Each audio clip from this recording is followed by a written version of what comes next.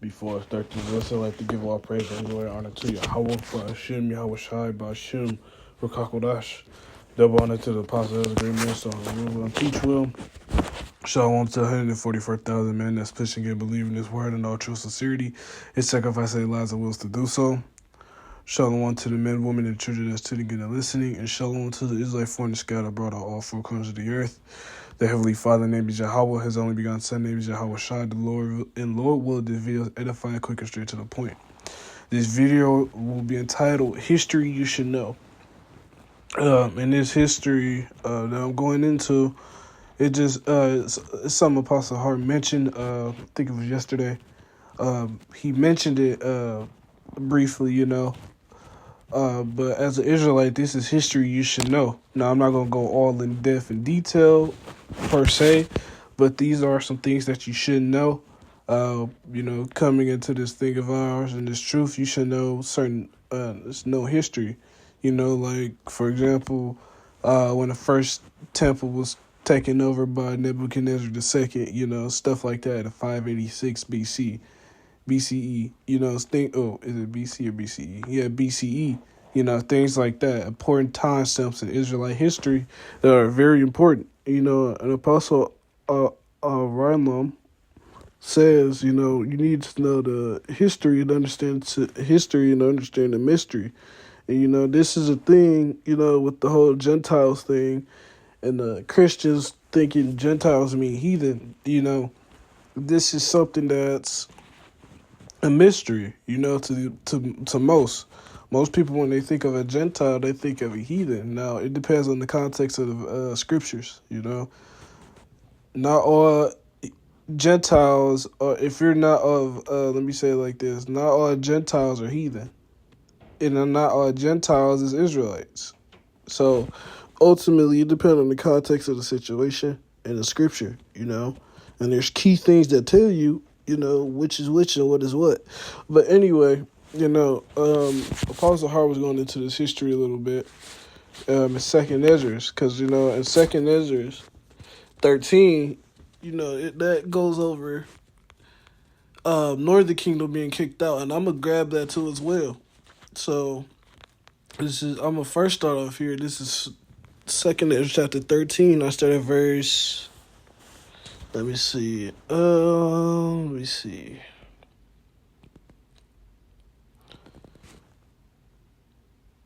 I'll start at verse 40. Those are the 10 tribes which were carried away prisoners out of their own land in the time of Hosea the king, whom Shalmaneser, the king of Assyria, led away captive. And it says king of Syria. Now, in the Assyrian captivity, Northern Kingdom got the beats put on them first. They got the beats put on them first. Then Southern Kingdom later in 70 AD. First the Babylonians was beating our ass, the Assyrians was beating our ass, and then ultimately during the time of the Romans, we got our ass kicked again, and we got completely exiled this time. And that's something that has been a common thing in history with Israel. We getting our ass beat, we come back. We get our ass beat, we come back. That's something that you have to that we're trying to prevent in this time. Now it will be prevented in this time, because when you go through the history, when you go through the Acts of Kings, Isaiah, Jeremiah, Chronicles, so on and so forth, there's multiple examples of why we went through captivity. Judges was a key example of that, But anyway, Shalmaneser, the king of Syria, led away captive, and he carried them over the waters, so came them into another land. And that another land is here. The 10 tribes, which is the Northern Kingdom, came over here way before the Southern Kingdom did. And the reason why they came over here is going to be in verse 41. But verse 41 and 42, through 41 and 42. But they took counsel among themselves that they would leave the multitude of the heathen and go forth into a further country where neither mankind dwelt. So it is funny because Esau Edom, he like to claim this place as his because he slaughtered the northern kingdom before the southern kingdom got here. But he want to claim this place as his. But in the scriptures, going back to, I'm going to get out that 2 Kings 17, according to 2 Kings 17, this is where Northern Kingdom came to. The America before it was called America. The fourth part of the world. This is the fourth part of the world. So, verse 42, that they might there keep the statues which they never kept in their own land. And yeah, because Northern Kingdom got their ass beat, and they figured we got our ass beat. Because why? Because we didn't keep the law, statutes, and commandments. We was doing heavy idol worship. Northern Kingdom is known for idol worship. Now, granted, all the Israel, beginning with Judah all the way down to Issachar, they're known for idol worship, but certain tribes do it heavier than others. They're known for it more than others, So now from here, actually, I'm going to grab a little bit of history real quick. So let me see. Well, clicked on it right there. King. Yep, let me grab this real quick. So this is some history real quick. The northern kingdom of Assyria, the northern kingdom of Israel was conquered by its people and deported by Assyrian kings. Shalmaneser V, Sargon II. And this is way before, and this is why Yahushua said that in John chapter 4, verse 22, because the Assyrians took over that land. Took over that land by then. The Assyrians was in our land already.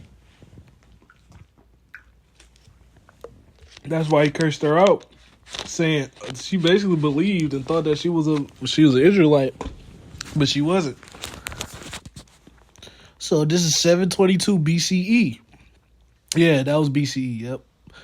And after a 3-year siege in Samaria, the capital of the northern kingdom fell to Sargon II, ending the kingdom's independent existence.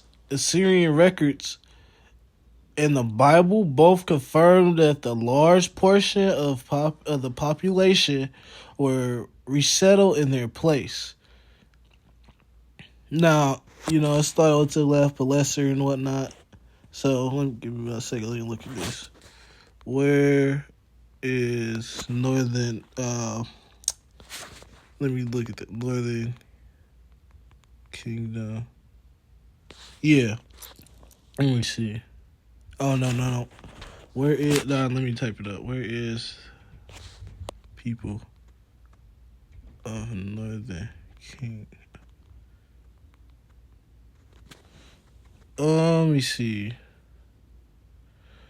They're trying to. Okay, the descendants of an ancient kingdom of Israel are widely dispersed across the globe today, where the modern nation of Israel is significantly the center. No, they going off on that because now granted, it could be some northern kingdom still there, it could be some southern kingdom still there, but ultimately, there are no tribes in Israel right now. There's predominantly not any of the 12 tribes in the land of Israel right now.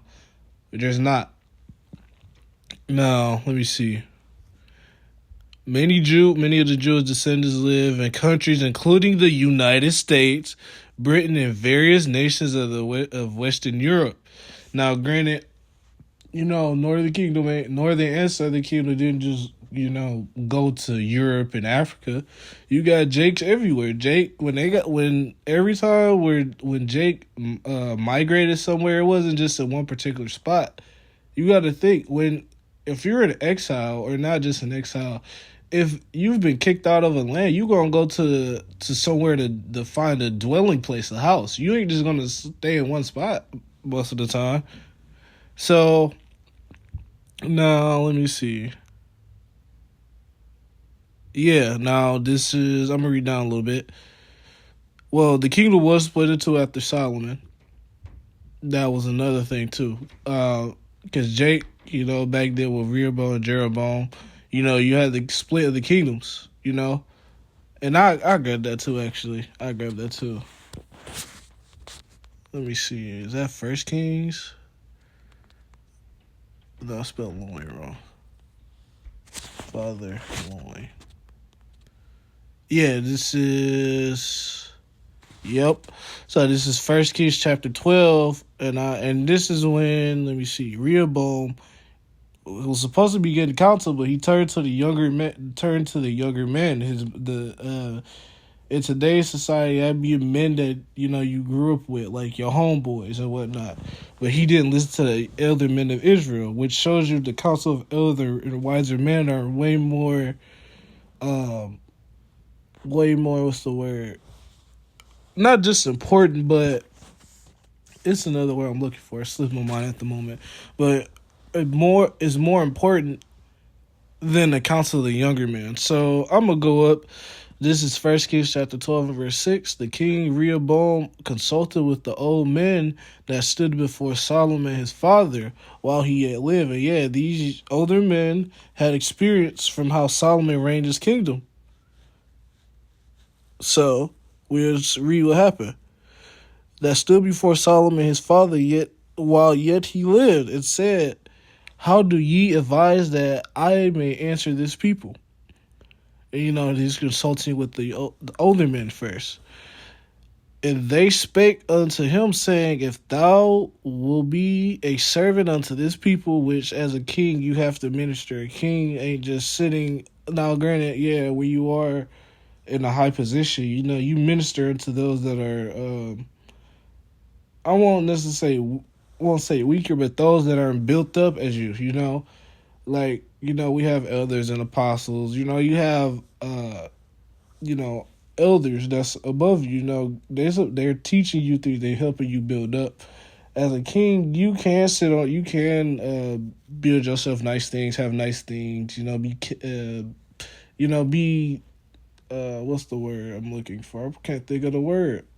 Can't think of the words today. As a king, you can be having things made for you, but at the same time, a king's supposed to do things for the people, not just for himself. A good king, would make sure the people was good and make sure he's good too. But anyways, so let me see.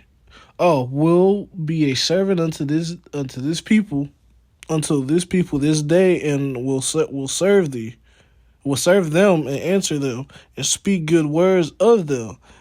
Then they will be thy servants forever. And yeah, that the older man is basically saying, if you do good by these people, if you do righteousness unto these people, these people will serve you. These people will have your back. It will be peace. And ultimately, we're going to read what happened. So this is First King. This is verse 8. But he forsook the counsel of the old men, which they have given him, and consulted with the young man that grown up with him. So that's why I said his homeboys, his as today's age, and old folk in them. That's what Rehoboam did. And consulted with the young men that had grown up with him, and which stood before him. And yeah, Jake are known for that. Verse 9, and he said unto them, what counsel give ye, that we may answer this people whom have spoken to me, saying, make the yoke which thy father did put upon us lighter?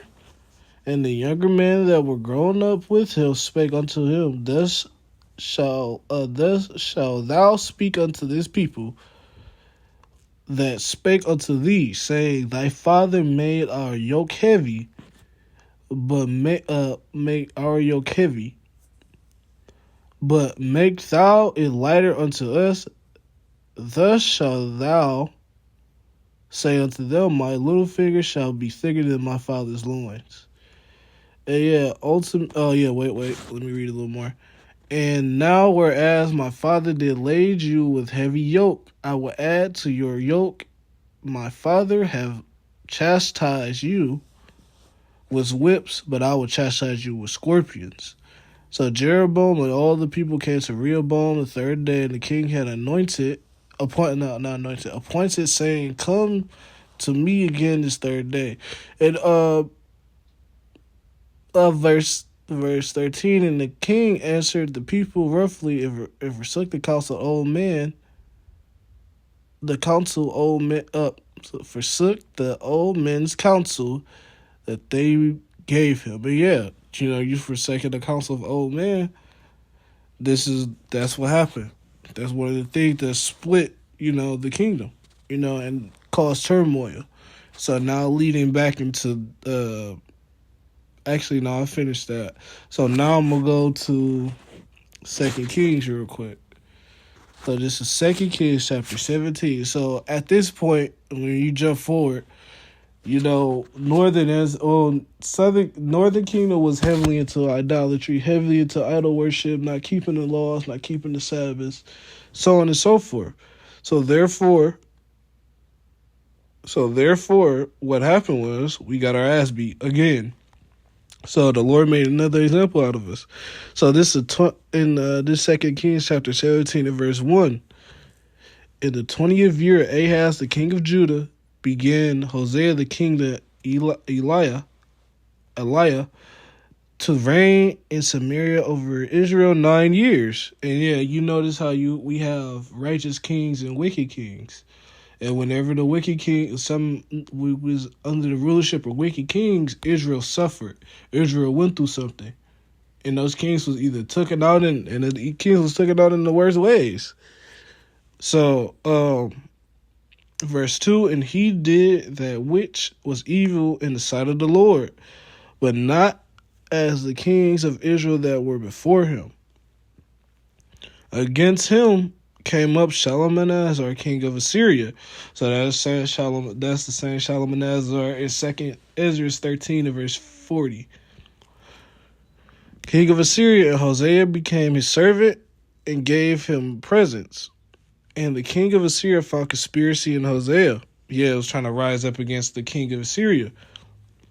For he has sent messengers to So king of Egypt, and brought no present to the king of Assyria, as he had done year by year. Therefore the king of Assyria shut him up and bound him in prison. And I'm pretty sure his eyes was plucked out too, or I'm thinking of Hezekiah or Zedekiah. I got to double check. Then the king of Assyria came up throughout the land and went to besiege Samaria and besieged it for 3 years. So yeah, Shalmaneser besieged Assyria and came up against Assyria. Why? Because the king of Israel didn't do what's right, and the people of Israel wasn't doing right. So,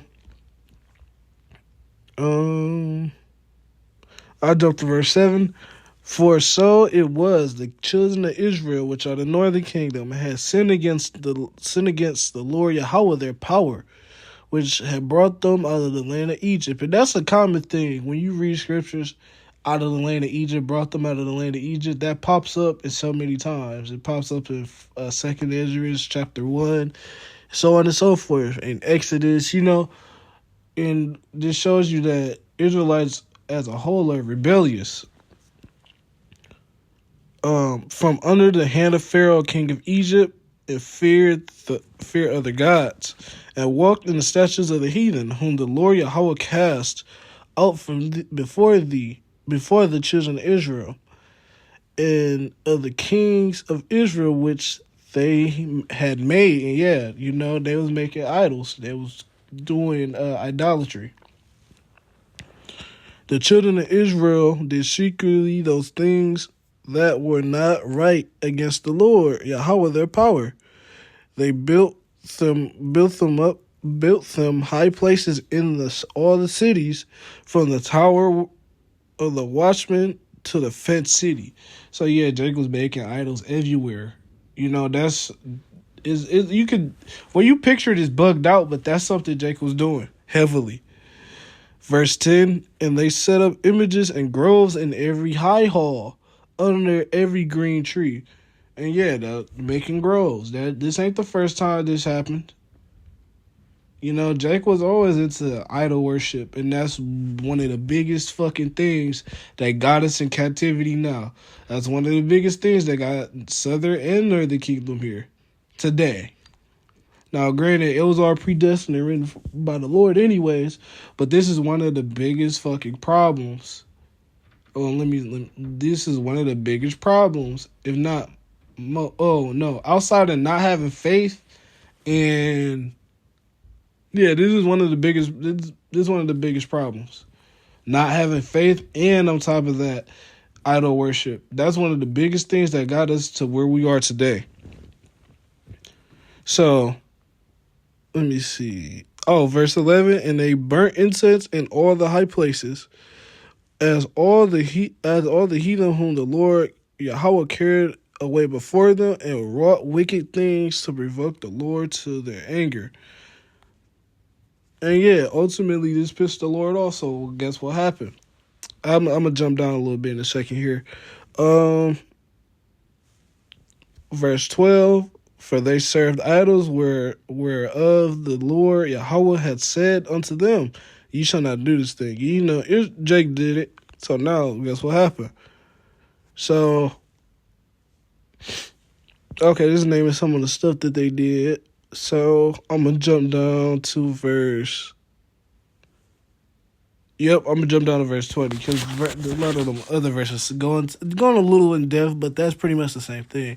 This 2 Kings chapter 17 and verse 20, and the Lord Yahweh rejected all the seed of Israel and afflicted them. So the Lord troubled them and put them in bondage. So, and delivered them into the hands of the spoilers, which is the heathen, the Assyrians at this time, until he had cast them out of his sight. So Northern Kingdom got their ass beat and got taken out of Israel. So that's why that links up with the second Ezra 13 and verse 40.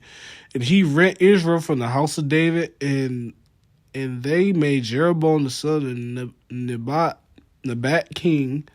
And Jeroboam drove Israel from following the Lord and made them sin a greater sin.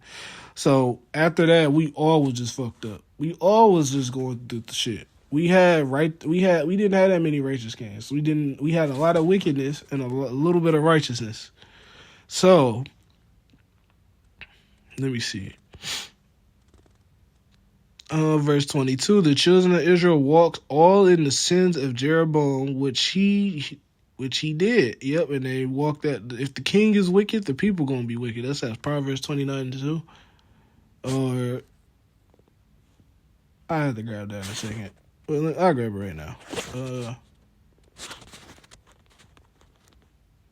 What's that? Let me see. Let me jump to Proverbs. See if that, because that ultimately backs up this point. You know, if the head of the society is wicked, how much more so the people? No, there ain't that. It's another one. Wicked king. It's either. Let me see. Got Proverbs on the brand today. Oh, let me see. Or is it in? I can't think of it at the moment. No, that ain't it. It's another one in Proverbs. I can't think of it at the moment. Oh, let me see. I'm gonna just go back to 2 Kings real quick. So, Lord willing, that precept comes back into mind. So, this is 2 Kings chapter 17 and verse. Let me see. Verse 22. For the children of Israel walked in the sins of Jeroboam, which he did. They departed not from them until the Lord Yahweh removed Israel out of his sight, as he had said by all his servants the prophets. And yeah, Israel did not listen to prophets. The prophets would be like, hey, don't do that. You do that, something's going to happen. You gonna go away into captivity. And then what Jake did, they did it anyway. So Israel was carried away out of their own land to the Assyria unto this day. And that still fits unto this day. We're not in our homeland. Those Jews over there. Oh, let me. Wait. Them JOOs are not the real people. Because that Proverbs 29 verse 2 goes into that. If the wicked bear rule, the people mourn, but the righteous bear rule, the people rejoice. If they was the so-called real JOOs over there, that means what? Those are the real people, but they're not. So, I'm going to jump to this Baruch 3 real quick, and then I'm going to go a little bit in 70 AD a little bit, and then I'll close. I don't want to make this too long. So, because it's a lot, it's a little more. You could get a lot of more on this. I'm going to make a second part of this, because this ain't just something that takes. I'm kind of speeding through it a little bit, going through it, but ultimately, when you know this history. Knowing this history explains the mystery. I said the mystery of the Gentiles. You know, so that explains how Cornelius. Like you got to think the apostle. Now, not just the apostles. Some of the apostles did not grow up in Israelite. They didn't grow up how we supposed to grow up. A lot of. You think Paul is a Hebrew name? No, it wasn't. We got Greek names nowadays. I have a Greek name. Brothers have Greek names. Why? Because we've ultimately been scattered abroad. And not just scattered abroad. We've ultimately... I'm going to make a part two of this. We ultimately were what? Carried away into our land, into the land of our oppressors. We lost our... We got the heritage beat out of us. We got the heritage taken out of our minds because the Lord ultimately did that. And that's because why? Back in, we didn't even talk about something. We could go even further back. We could go to Genesis with it. You know, Leviticus, Deuteronomy with it, Joshua, Judges. This is exactly what happens over the course of generations and time. What we do right, we don't get touched. We don't get touched. We get protected from the Lord. But if we don't, guess what happens? We go into captivity. It's so much fucking up that we did to the point Yahushua to come down and be like, hey, you know what? I'll handle this. I'll deal with this. I'll reconcile this. This is why Romans and Hebrews are, well, not just New Testament is important, and it's hard for Christians to understand. But anyway, I'm going to get this Baruch chapter 3, and then I'm going to close out because I'm going to make another part 2 to this. So this is Baruch chapter 3 and verse 8. Behold, we yet are this day in our captivity, where thou hast scattered us for a reproach and a curse. And yeah, we got the curses on us and we're scattered abroad. So, you know, not all Israelites going to look like dark skin with woolly hair, brown skin with woolly hair. We not all going to, you got Israelites that's lighter than man, you got like a lot of Northern Kingdom ain't dark skin. You know, now in America they, you know, now I don't know exactly in like Central America and South America, but over here a lot of Northern Kingdom ain't dark skin. Now granted they sat outside and been outside, yeah, but a lot of Northern Kingdom ain't, they so called pale now. Light color, not even light skin. A lot of Northern Kingdom be so-called classified as whites. But that's why we don't care. That's why oh shit, what's that? Who the fuck said that? That's why Pastor Mace talk about wait, was it him or was it somebody else? I forgot which scoffer it was, but we don't talk about skin color does matter, but at the same time it don't. At this day and age, it don't matter about skin color. It matters about the spirit. That's why you have to try the spirit by the spirit. But anyway, a curse and to be subject to payments according to all the iniquities of our fathers, which departed from the Lord our power. So that means our forefathers did it. So now we did it. And our forefathers left that example for us. The Lord had it to where our forefathers had an example left. Like, okay, you shouldn't do this shit. You do this, this will happen. And this is what happens. I'm going to read verse 9 and 10 and I'm going to close out.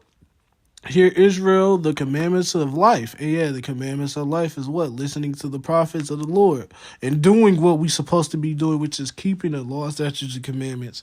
Not having faith, a great deal of faith. Give ear to understand wisdom. How happeneth it, Israel, that thou art in thy enemy's land? Yeah, we should not be over. Well, no, let me not say we should not. We are in America, aka Babylon the Great. No matter if you're from California all the way to New York, all the way to Florida, all the way up to fucking Maine. We are in the land. This is where the biggest. This is where the captivity we're in. We're not supposed to be over here. Northern Kingdom was over here, and then if you want to go back, Northern Kingdom is supposed to be in Israel. We are not supposed to be sitting. If Adam didn't sin, we're supposed to be in the land right now, in the Levant, the Levant, Israel. But through the sins of our forefathers, we've got our ass kicked repeatedly. So now we got put in the land of our captivity. That thou art waxing old in a strange country. Yeah, we getting older in a strange country. We just now coming back to our heritage. That thou art defiled with the dead. And yeah, Jake are in a dead mindset. And Jake spiritually dead. Because why? We kept transgressing against the Heavenly Father. So the Heavenly Father said, you know what? I'm going to kick y'all out the land. I'm going to make y'all forget y'all heritage. Y'all going to learn not to fuck with me, not to disrespect me. But ultimately, I'm going to make a part 2 of this, Yahweh Ratazah. I'm going to close out by giving all praise and glory and honor to Yahweh, by Hashem, Yahweh Shai, by Hashem, or Kakodash. The Lord, when this video is edified, and I'll see you next one. Shalom.